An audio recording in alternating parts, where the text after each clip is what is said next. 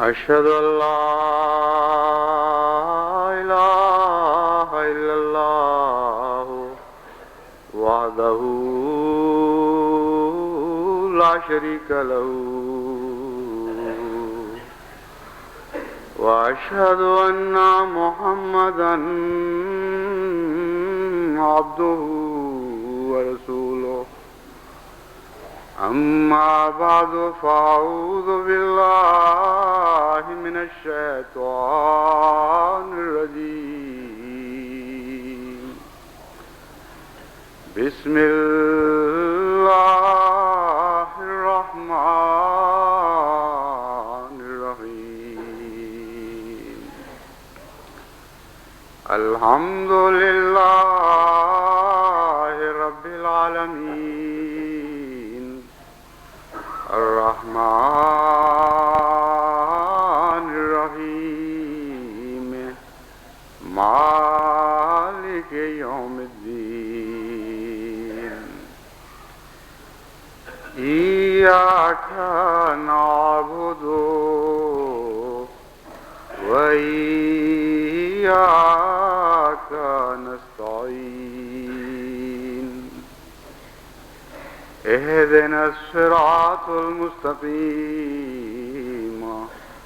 صراط الذين أنعمت عليهم غير المغضوب عليهم ولا الضالين.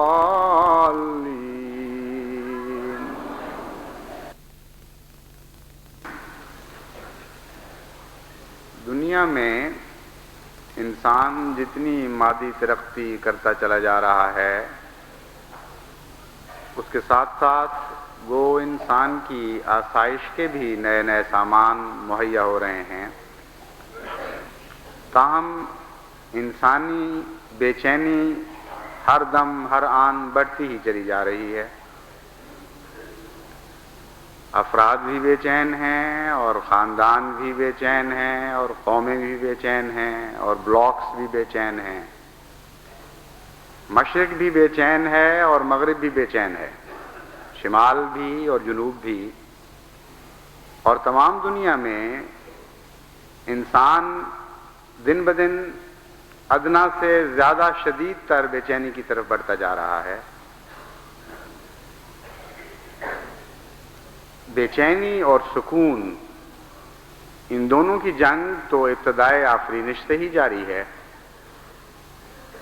اور ہمیشہ سے انسان کو سکون کی تلاش رہی ہے، لیکن بعض ادوار زمانے میں ایسے بھی آتے ہیں جبکہ بے چینی بڑی شدت کے ساتھ غلبہ پا جاتی ہے اور سکون ایک لفظ سے انقاء نظر آتا ہے جس کا ذکر کتابوں میں تو ملتا ہے لیکن حقیقت میں یہ نہیں پایا جاتا۔ ایسے ہی زمانے کو قرآنی اصطلاح میں خسر کا زمانہ کہا جاتا ہے، والعصر ان الانسان لفی خسر۔ زمانہ گواہ ہے اور زمانے کی بے قراریاں اور بے چینیاں گواہ ہیں کہ انسان من حیث المجموع گھاٹے میں مبتلا ہے اور گھاٹے کا سودا کھا رہا ہے۔ ہر تاجر جانتا ہے کہ گھاٹا کوئی تسکین قلب تو نہیں دیا کرتا، وہ تو ایک شدید بے چینی پیدا کرتا ہے۔ بس جہاں گھاٹے سے مراد کئی قسم کے نقصانات ہیں وہاں اس کا نتیجہ بھی پیش نظر رہنا چاہیے کہ جب بھی انسان یا زمانہ بحیثیت مجموع گھاٹے میں مبتلا ہو جائے تو بے چینی کا بڑھنا اس کا ایک لازمی نتیجہ ہے۔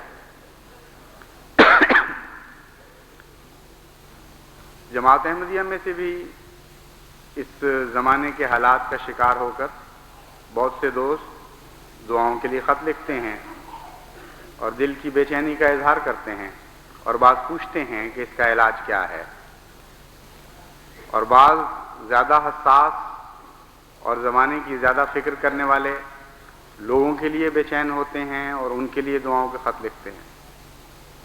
ابھی چند روز ہوئے ایک دوست نے خط لکھا کہ زمانے کی بے چینی سے میں اتنا بے قرار رہتا ہوں کہ میری راتوں کی نیند اڑ گئی ہے۔ تو ایسے بھی ہیں جن کو اللہ تعالیٰ نے ایک رحمت کا دل عطا کیا ہے، اپنے حالات درست بھی ہوں تو ماحول کے دکھ ان کو بے چین کر دیتے ہیں، اور حقیقی انسان کا یہی تصور ہے۔ حضرت صلی اللہ علیہ وآلہ وسلم کو اپنا دکھ تو کوئی نہیں تھا، لیکن ساری دنیا کے لیے بے چین تھے۔ یہی وہ اعلیٰ تصور ہے انسانیت کا جو قرآن کریم پیش کرتا ہے۔ تو سوال یہ ہے کہ اس بے چینی کا علاج ہے کیا؟ قرآن کریم نے اس کا کیا تصور پیش کیا ہے، اور مختلف انسانی فلسفیوں اور اہل فکر نے اس کا کیا حل تجویز کیا ہے؟ جہاں تک انسانوں میں سے اہل فکر اور سوچ بچار کا جذبہ رکھنے والے انسانوں کا تعلق ہے، ان میں جو گہری نظر رکھتے تھے انہوں نے اس کا یہ حل پیش کیا کہ انسان اپنی تمناؤں سے آزاد ہو جائے، ایک ایسا دل پیدا کرے جس میں کوئی خواہش باقی نہ رہے، اور جب انسان کو یہ حاصل ہو جائے تو لازماً اسے سکون مل جاتا ہے اور طمانینت حاصل ہو جاتی ہے۔ چنانچہ بہت سے مذاہب کی بنیاد اس فلسفے پر رکھی گئی۔ بدھ مت یا جین مت یا اور اس قسم کے بعض مذاہب ہیں جن کا نقطہ ارتکاز یہ ہے، جہاں سے آگے سارا فلسفہ پھوٹتا ہے، کہ انسان اگر تمناؤں سے آزاد ہو جائے تو اسے تسکین قلب میسر آ جائے گی۔ ایک دفعہ حضرت خلیفۃ المسیح اول رضی اللہ تعالیٰ عنہ کشمیر میں سیر کے لیے جا رہے تھے، جن دنوں میں وہ کشمیر میں مہاراجہ کے ملازم تھے۔ اس سیر کے دوران جو پہلے بھی کیا کرتے تھے، وہ بسا اوقات ایک ایسے فقیر کو دیکھا کرتے تھے جس کے پاس کچھ بھی نہیں تھا، اور وہ اکثر بے چین اور بے قرار نظر آیا کرتا تھا۔ ایک دن جب وہ سیر کو نکلے تو اسی فقیر کو دیکھا کہ وہ بہت ہی خوش ہے اور چھلانگیں لگا رہا ہے۔ آپ نے اس سے پوچھا کہ سائیں، تمہیں آج کیا میسر آ گیا کہ تم اتنا خوش ہو؟ اس نے کہا جس کو سب کچھ مل جائے وہ خوش کیوں نہ ہو؟ حضرت خلیفۃ المسیح اول نے پوچھا کہ کل بھی جیسے تم ننگے تھے آج بھی ویسے ہی ننگے ہو؟ جیسی کل لنگوٹی تمہارے پاس تھی ویسی آج بھی ہے، مجھے تو کوئی زائد چیز نظر نہیں آ رہی جو تمہیں مل گئی ہو۔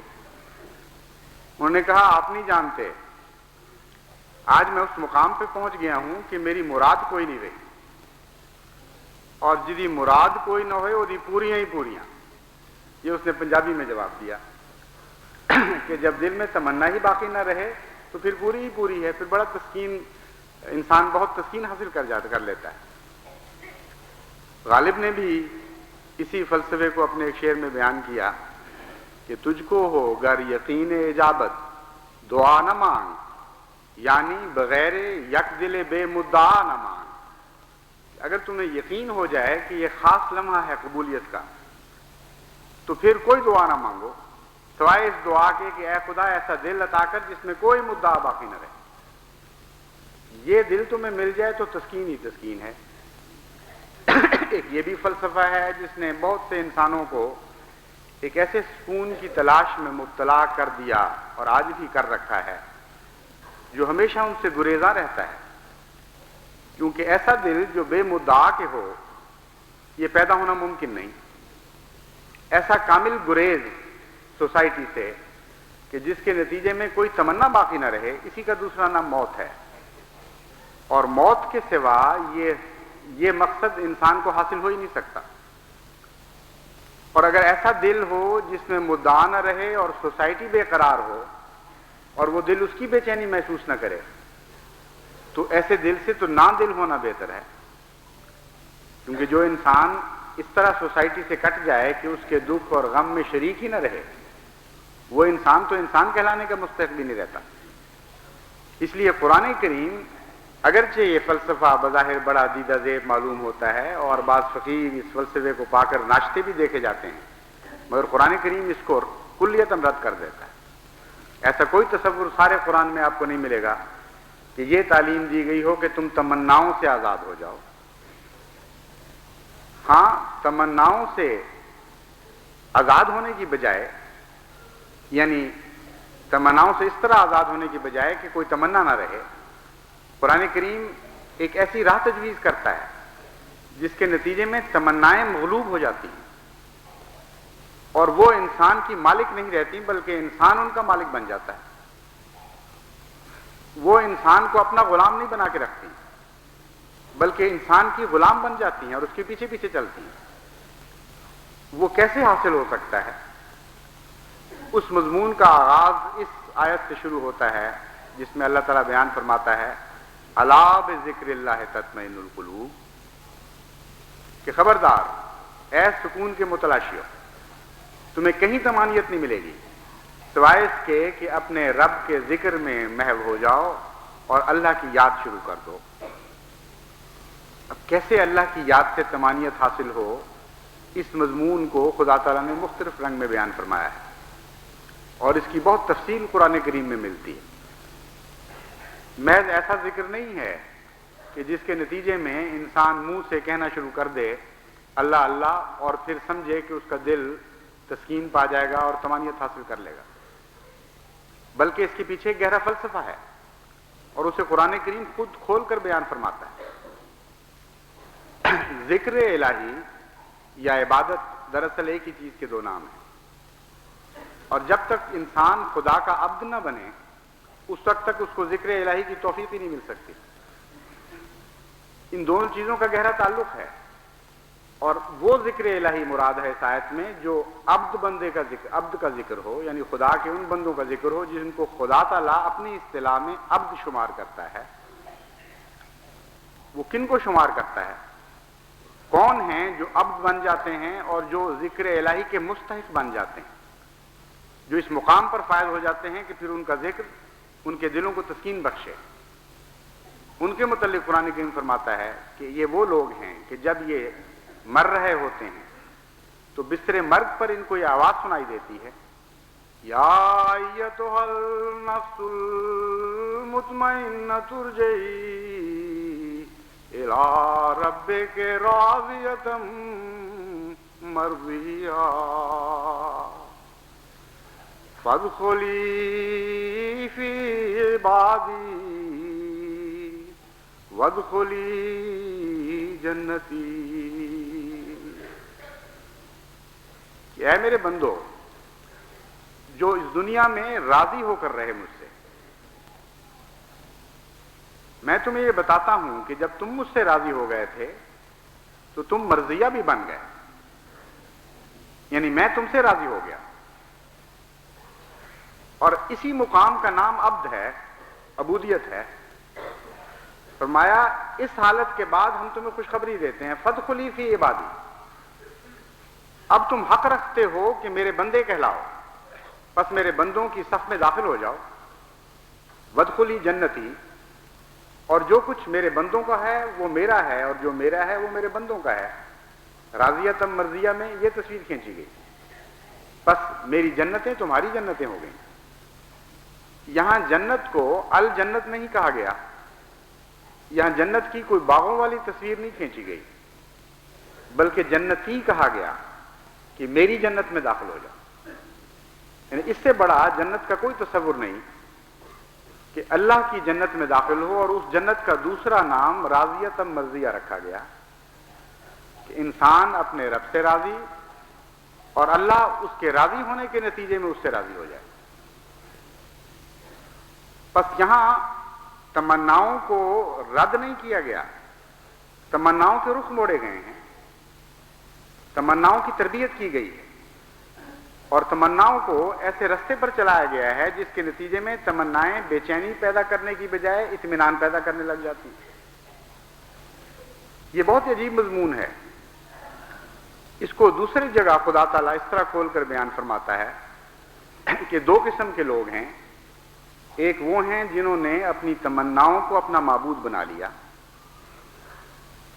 اور ان کی پیروی کرتے ہیں، وہ ان کا آقا بن جاتی ہیں، ان کو لیے پھرتی ہیں جگہ جگہ در بدر، اور ایسے لوگوں کے لیے سکون کا پیدا ہونا ایک ایسا ناممکن کام، ایسی ناممکن بات ہے جس کا تصور ہی اس دنیا میں نہیں پایا جا سکتا۔ ایک حسابی حقیقت ہے کہ جن کی تمنائیں ان کا معبود بن جائیں ان کو اس دنیا میں کبھی اطمینان نصیب نہیں ہو سکتا۔ وہ حسابی حقیقت یہ ہے کہ تمناؤں اور حصول تمناؤں کی نسبت ہمیشہ قائم رہتی ہے۔ تمنائیں آگے بھاگتی ہیں اور حصول تمنا اس سے پیچھے رہ جاتا ہے، اور کبھی کوئی ایسا مقام نہیں آیا انسانی زندگی پر کہ اس کی تمنا پوری ہو کر آگے پھر کوئی تمنا باقی نہ رہی ہو۔ ایک تمنا پوری ہو کر اگلی تمناؤں کے بچے پیدا کر دیتی ہے، نئی تمنائیں اس کے سامنے آ کھڑی ہوتی ہیں، اور لامتناہی سفر ہے تمناؤں کی پیروی کا، جہاں ہر مقام پر بے چینی، ہر حصول ایک اور بے قراری پیدا کر دیتا ہے، اور حل من مزید کی جہنم کا جو نقشہ قرآن کریم نے کھینچا ہے وہ یہی نقشہ ہے۔ کوئی ایک بھی تو مقام ایسا نہیں جہاں انسان پہنچ کر یہ سمجھ لے کہ ہاں میں نے سب کچھ پا لیا اور مجھے چین نصیب ہو گیا۔ اس سے آگے اور مقام پیدا ہوتے ہیں، اس سے آگے اور مقام پیدا ہوتے ہیں۔ ایک وادی مانگتا ہے تو دوسری وادیاں منہ کھولے سامنے کھڑی ہو جاتی ہیں۔ اس کے برعکس کچھ وہ لوگ ہیں جو اپنے اللہ کو اپنی تمنا بنا لیتے ہیں، اور یہی معنی ہے لا الہ الا اللہ کا۔ اور اسی لیے حضور صلی اللہ علیہ وآلہ وسلم نے فرمایا کہ افضل الذکر لا الہ الا اللہ ہو۔ تم جس ذکر کی تلاش میں ہو جو تمہیں سکون بخشے گا، جو تمہاری طبیعتوں کو اطمینان عطا کرے گا، وہ ذکر تو اس فلسفے کا نام ہے کہ اللہ تمہارا الہ ہو جائے، یعنی تمہاری تمناؤں کا آخری مرکز اور سب سے بالا اور سب سے افضل خود خدا ہو جائے، یعنی اس سے بڑھ کر کوئی تمنا نہ رہے۔ اور جب خدا مطلوب ہو جائے تو ہر دوسری تمنا اس کے تابع ہو جائے گی۔ حضرت مسیح موعود علیہ الصلوۃ والسلام نے بھی اسی مضمون پہ روشنی ڈالی ہے مختلف جگہ، شعروں میں بھی اور نثر میں بھی۔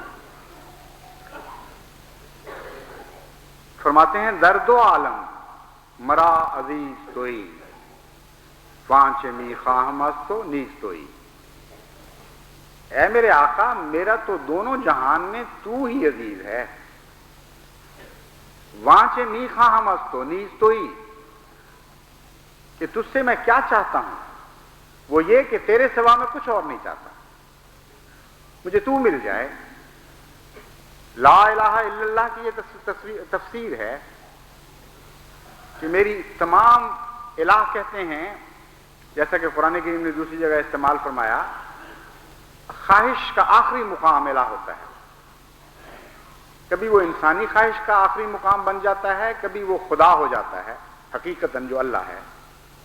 تو فرمایا لا الہ الا اللہ، اگر اللہ تمہارا آخری مطلوب ہو جائے تو پھر تمہاری کوئی بھی خواہش تمہیں بے قرار نہیں رکھ سکتی، کیونکہ اسی کا نام ہے راضی ہو جانا۔ پیارے کی طرف سے پھر جو کچھ ملتا ہے وہ پیارا لگنے لگ جاتا ہے، کیونکہ پیارے ہاتھوں سے آیا ہے۔ پھر انسان یہ نہیں دیکھا کرتا کہ یہ کیا ہے، وہ پیارے کے ہاتھوں سے آئے ہوئے غم پر بھی راضی ہو جاتا ہے، اس کے ہاتھوں سے آئی ہوئی خوشی پہ بھی راضی ہو جاتا ہے۔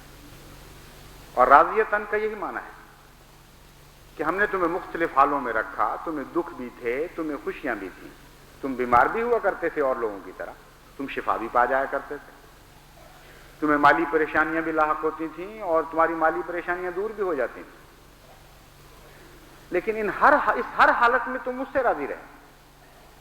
تم نے کبھی شکوہ نہیں کیا کہ اے خدا میں تو تیری عبادت کرتا ہوں، مجھے کیوں دکھ پہنچا ہے، میں کیوں بیمار ہوا، میرے بچے کیوں فوت ہوئے، میری بیوی کو کیوں نقصان پہنچا، کیوں میری جائیدادیں تباہ ہوئیں۔ یہ سارے حالات جس طرح دوسرے انسانوں پر گزرتے تھے، اے میرے بندے تجھ پر بھی گزرتے رہے۔ اگرچہ یہ الگ بات ہے کہ دوسروں کی نسبت تو کم ابتلا میں تھا، لیکن جہاں تک تیری ذات کا تعلق ہے تو بھی زیرو بم میں سے گزرا ہے، لیکن ہر حالت میں تو مجھ سے راضی تھا۔ غم کی حالت میں بھی تو مجھے یاد کیا کرتا تھا، خوشی کی حالت میں بھی یاد کیا کرتا تھا۔ الذین یذکرون اللہ قیاما وقعودا وعلی جنوبہم، یہ حالت تھی تیری کہ راتوں کو بھی اٹھتا تھا تو یاد کرتا تھا، کھڑے ہو کے بھی یاد کرتا تھا، لیٹے ہوئے بھی یاد کرتا تھا، بیٹھے ہوئے بھی یاد کیا کرتا تھا۔ یدعون ربہم خوفا وطمعا ومما رزقناہم ینفقون، ایسے بندے بن گئے تھے یاد کرنے والے کہ طمع کی حالت میں بھی یاد کرتے تھے اور خوف کی حالت میں بھی یاد کرتے تھے. یعنی وہ حالتیں جو دوسرے انسانوں کو خوف میں مبتلا کر دیتی ہیں اور غم میں مبتلا کرتی ہیں، ان میں بھی اللہ ہی یاد آیا کرتا تھا. تو کامل طور پر اگر کسی وجود سے محبت ہو جائے تو اس محبت کے نتیجے میں اس کی ہر عادت اور ہر بات، ہر ادا پیاری لگنے لگ جاتی ہے. اور اسی کا نام طمانیت قلب ہے. محبت کا یہ مقام انسان کو حاصل ہو جائے کہ کسی ایک وجود سے ایسا پیار کرنے لگے کہ پھر اس کی ہر بات پر راضی ہونا سیکھ جائے. لیکن یہیں تک بات نہیں رہتی. بعض دفعہ محبوب سے ایک انسان راضی رہتا ہے لیکن محبوب راضی نہیں ہوتا. دنیا میں تو یہ بھی ہم دیکھتے ہیں. ہر انسان کے اپنے اپنے مقام ہیں. کوئی بدصورت ہے، کوئی خوبصورت ہے، کوئی اعلیٰ علمی صلاحیتیں رکھتا ہے، کوئی جہالت کی طرف میں مبتلا ہے. قومی فرق ہیں، نسلوں کے فرق ہیں، مزاجوں کے فرق ہیں. تو انسانی دنیا میں تو ہم یہی دیکھتے ہیں کہ عاشق تو راضی ہوا پھرتا ہے اور معشوق راضی ہی نہیں ہونے میں آتا، اور ہو بھی نہیں سکتا بیچارہ. اس کے اپنے بھی تو کچھ تقاضے ہیں، اس کے اپنے بھی تو ذوق ہیں، وہ بھی تو پورے ہونے چاہیے. اس لیے وہ عشق پھر بھی بے چینی پیدا کر دیتا ہے. لیکن خدا تعالیٰ نے جس عشق کا ذکر فرمایا ہے وہاں ہر رضا کے ساتھ ایک متقابل رضا بھی ملتی ہے جو مرضیہ کی شکل میں ظاہر ہوتی ہے. فرماتا ہے تم جس مقام پر بھی ہوگے، خواہ تم ادنا بندوں میں سے ہو یا اعلیٰ بندوں میں سے ہو، خواہ علماء میں سے ہو یا جہلاء میں سے ہو، حسین لوگوں میں سے ہو یا بدصورتوں میں سے ہو، میں تم سے وعدہ کرتا ہوں کہ جب تم مجھ سے میری کسی ایک ادا سے بھی راضی ہوگے تو اس کے جواب میں ایک مرضیہ کی حالت بھی پاؤ گے، اور اس کا ایک جواب دیکھو گے. میں ہمیشہ اس کے جواب میں تم سے راضی ہوا کروں گا اور تم سے اپنے پیار کا اظہار کروں گا.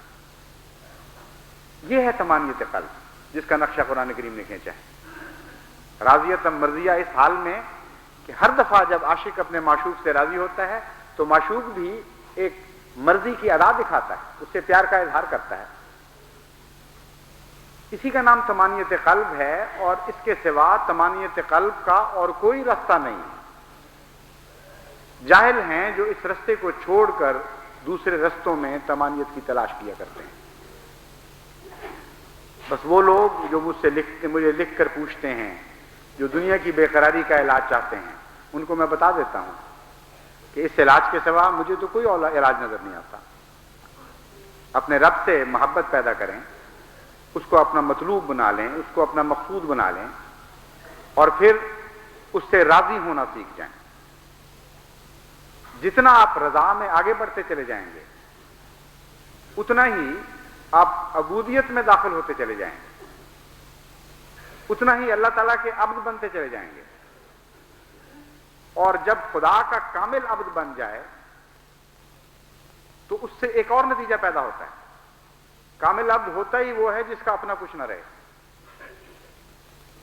کلیتاً خالی ہو جائے اپنے وجود سے، اور پھر مالک جو اس کو دیتا ہے وہی اس کا ہوتا ہے.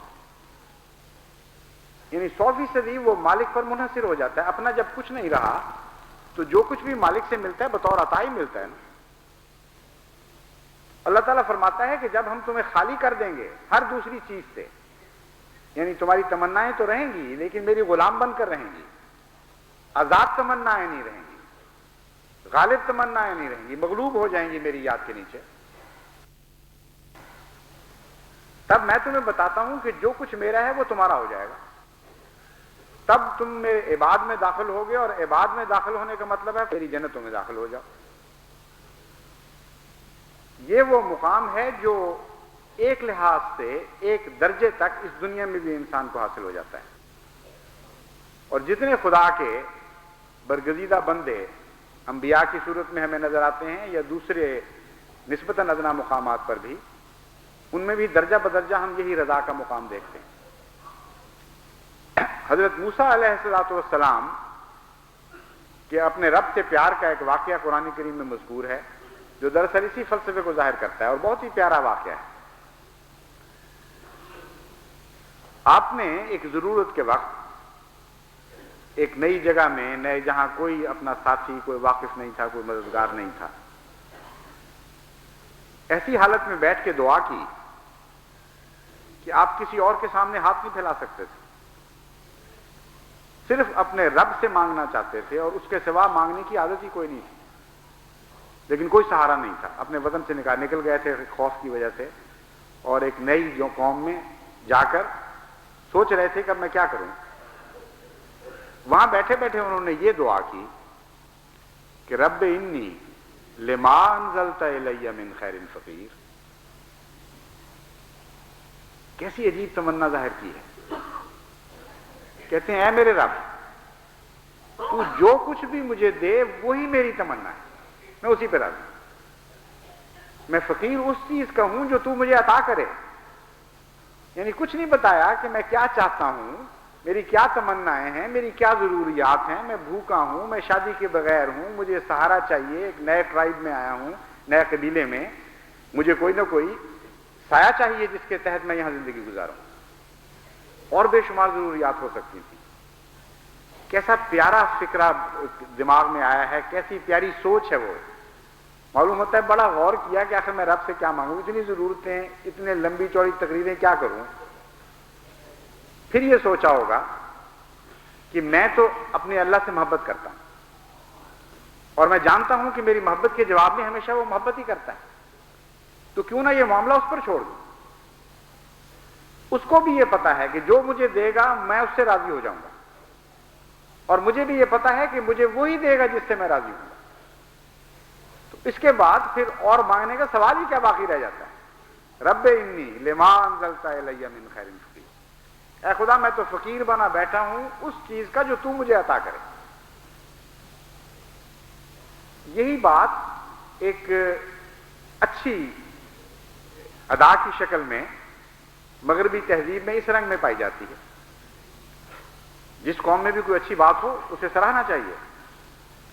ان کو جب کوئی تحفہ دیتا ہے مغربی قوموں کو، تو جس فرد کو تحفہ دیا جاتا ہے وہ آگے سے یہ جواب دیتا ہے کہ آپ نے ایسا تحفہ دیا کہ بالکل اسی چیز کی مجھے ضرورت تھی، میں بہت آپ کا ممنون ہوں۔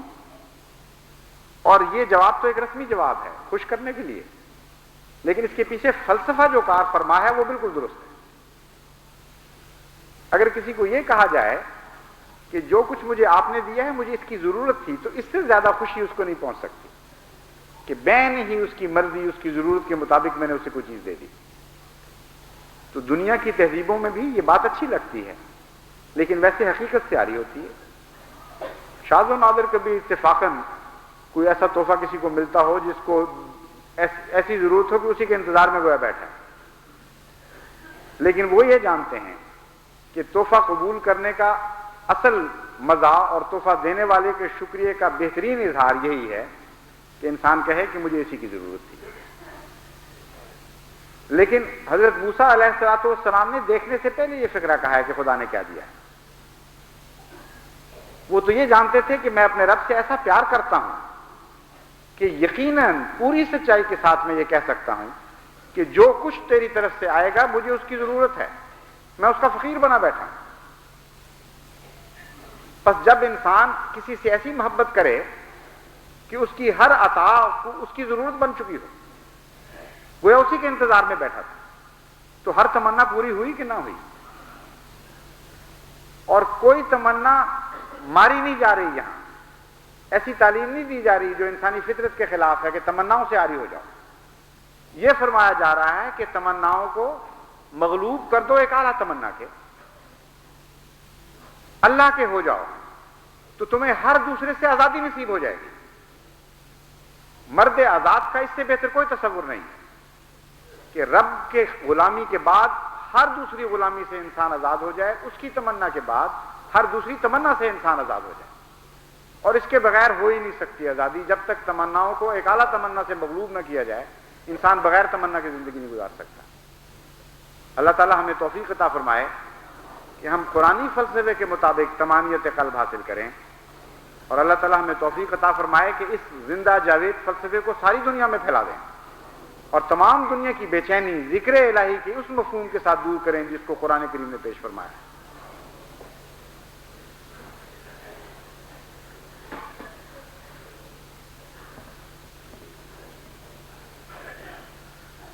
الحمد لله نحمده ونستعينه ونستغفره ونؤمن به ونتوكل عليه